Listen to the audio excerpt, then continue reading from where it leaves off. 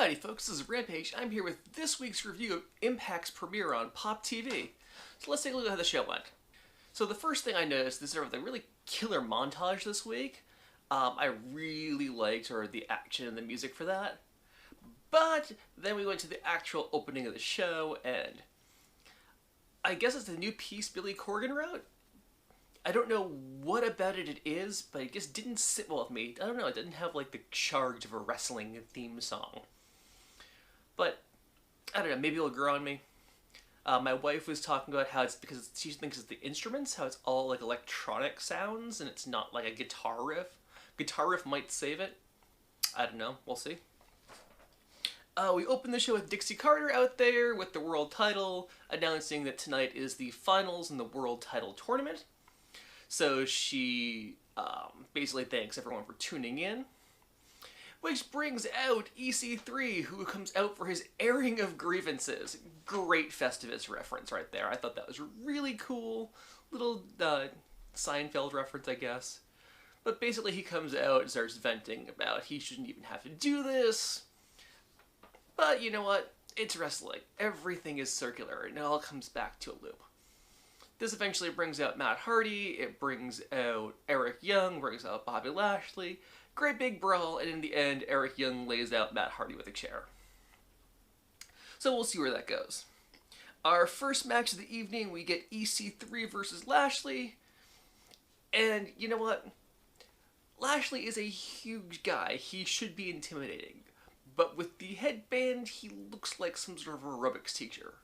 I don't know what edge it would take for me to get behind Bobby Lashley, because he's cool in the ring. He's this menacing sort of looking guy, but there's some sort of that, whatever that edge that makes him menacing, he doesn't quite seem to have. In the end, EC3 does get the win here off distraction from Tyrus, and he rolls Lashley up with the schoolboy. So we have EC3 making it to the finals. You can probably see where this whole circular theory is going. After that, we have Bobby Roode shows up to the arena. We see him walking in, and this is an open challenge for anybody from any company, anywhere in the world. You can show up here tonight, and he will fight you. Once again, playing off a lot of the internet rumors, because we know that James Storm has been in talks with TNA. He was supposed to be at the show tonight to discuss what's going on, because he has been wrestling on NXT. I think he wrestled on NXT twice so far. After that, we have Kurt Angle shows up, and Kurt Angle is leaving. One of the things I didn't mention when I started this is I have not watched Impact in probably close to a couple months at this point. So I watched the beginning of the world title tournament, and then I sort of fell off the bandwagon. So this is me sort of catching back up. So I guess Kurt Angle's doing some sort of retirement tour at this point. He's announced that next week he's going to be facing, he wants to face off against Drew Galloway. Which is pretty cool. I think Drew Galloway is a cool guy. I don't have the past few months of reference, so I don't know how much he's been built up since it was the Stand Up for Wrestling bit, and then I remember Eli Drake turned on him. So I have a blank spot in my memory there. But the cool thing is Angle coming out saying, hey, here's all the guys I have fought. He lists off a bunch of WWE guys, a bunch of, he even mentions AJ Styles at that point. So he's building up the hype, and then he says, the person I want to fight next week is Drew Galloway. And I thought that was really cool. After that, he gets interrupted by Eli Drake and Jesse Godderz, and we have a great big brawl in the ring afterwards. Up next, we do have Matt Hardy versus Eric Young with Jeff at ringside. So Jeff comes out. He's got the blue face paint and the pink hoodie. I know the face paints were Jeff Hardy's thing, but I thought that was a wrestling thing, not a sort of just wandering around the arena kind of thing. And he sort of looked like a character at an Avatar this week. So, I don't know. Kind of strange. Back and forth match with Matt Hardy and EY. Once again, playing up Matt's injury that Eric Young hit him with a chair earlier.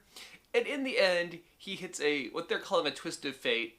It was EY jumping off the top rope, and Matt Hardy essentially RKO'd him. It was a very Randy Orton sort of style spot. But it was cool. And we get Matt Hardy, who's now in the finals. Once again, things coming full circle. So our finals are going to be Matt Hardy versus EC3. So after, what did they have, 16 people at the start of this whole world title tournament? Because it was the controversy of EC3 and Matt Hardy didn't go down the way EC3 wanted it, now we have it. We do see a mystery man arriving in the arena at this point. All you see is a guy pulling luggage. He's got a hoodie on, so you can't see who he is. We've got the commentators speculating about that. Oh, one of the things I forgot to mention, I do really like the fact that we do have the Pope and Josh Matthews at ringside. I think that adds a lot to the dynamic, and it feels like they're much more invested in what's going on. I feel like having them at ringside just adds that extra spark to the dynamic. So we do have Bobby Roode, who comes out and announces his open challenge, and who accepts it? It's Bram, who comes out and says 2006 is going to be his year. 2016. I don't think the crowd's going to let him live that one down. In the end, Bobby Roode does win this one. And post-match, however, Eric Young shows up, and Eric Young and Bram double team Bobby Roode. They go back to the Team Canada Day references of like, hey, is Eric Young once again stabbing him in the back? And at that point, we do have James Storm come out of the crowd. He helps run him off, gets on the mic, says, you know what? I was here before, and that wasn't me. My mama said that's not me on TV. Well, he is playing a character, but I guess he wants his character to be more like him. And he starts talking about who he is, the creek swimming, beer drinking, etc., etc., etc., almost Flair-style speech that he had before. And he looks at Bobby Roode, and the crowd sort of goes wild at that point, pulls out the beer, offers him a beer. Bobby Roode seems reluctant at first, but they do toast, and we do have our beer money reunion, hence the beer money shirt. Once again, I do have a ton of wrestling shirts. I am putting them on Twitter every day. I'm doing a wrestling shirt of the day. You can find them at hashtag wrestling shirt of the day. Or just follow me on Twitter at Major Rampage. After that, we have the beautiful people backstage. We have Madison Rayne, we've got Velvet Sky, and Angelina Love. And they are going to fight the Dollhouse. But Angelina Love can't fight the Dollhouse. She's pregnant. Obviously pregnant, especially been following her on social media, as she says. So they have a mystery partner who is going to help them versus the Dollhouse. A mystery partner who absolutely hates the Dollhouse. My first thought was, it's going to be Gail Kim. That's the last time I saw it, was Gail Kim was feuding with the Dollhouse. Lo and behold, Gail Kim is their partner. You do have the beautiful people and Gail Kim versus the Dollhouse, which is Marty Bell, Jade, and now Rebel. I guess Rebel has replaced Taryn Terrell. I'm not sure what happened there. We didn't get an explanation on the show of why that change has taken place. So I'll have to sort of look into that and figure out what's going on there. In the end, good back and forth match. Gail Kim does get the win. Post-match beatdown by the Dollhouse. Then suddenly Awesome Kong shows up, stomps to the ring, looks around. The Dollhouse sort of backs off. The beautiful people are like, hooray, she's here! And then she annihilates the beautiful people.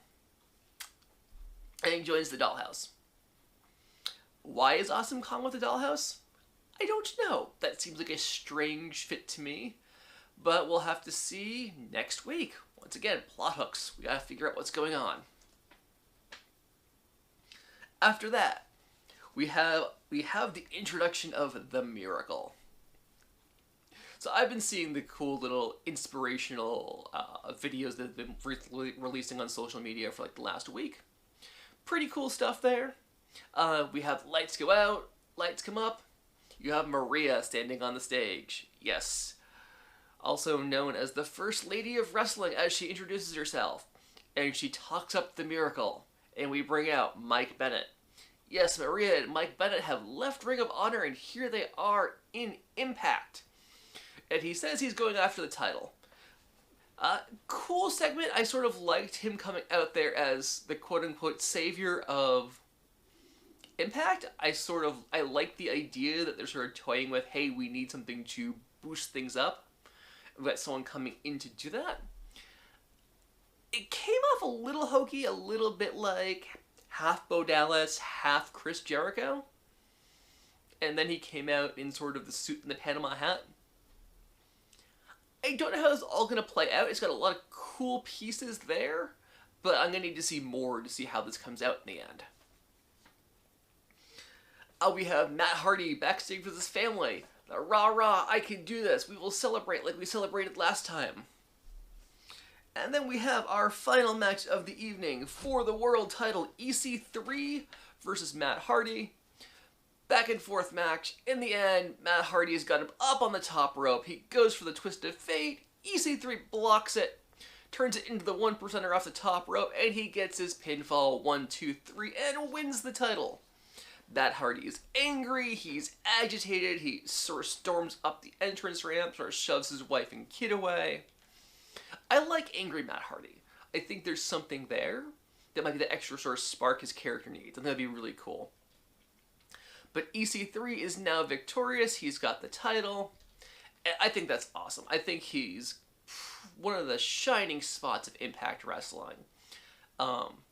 He's come a long way, especially when you go back and look at his NXT stuff as Derek Bateman. He had a spark back then, but he's just been polished to a high shine at this point. So I really liked this week's episode of Impact on Pop. I'm sort of curious to see where it goes.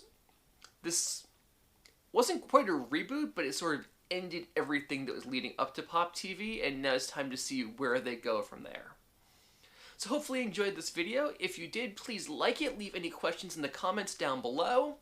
You can also find me on Facebook. You'll see the little link here, or Twitter, the other link here for that. Hopefully you guys enjoyed this, and I'll see y'all next week.